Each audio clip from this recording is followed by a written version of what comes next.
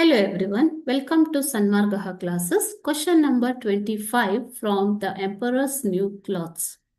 What was the most important thing to the Emperor? ಚಕ್ರವರ್ತಿಗೆ ಅತಿ ಮುಖ್ಯವಾದ ವಸ್ತು ಯಾವುದಾಗಿತ್ತು ಅಂತ ಕೇಳಿರುವಂಥದ್ದು. It is for 2 marks, okay?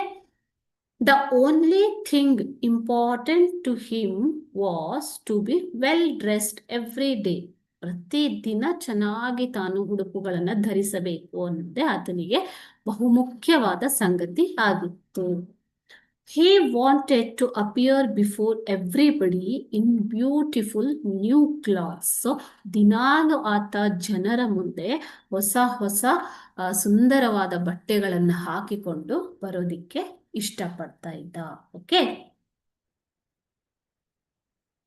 Thank you.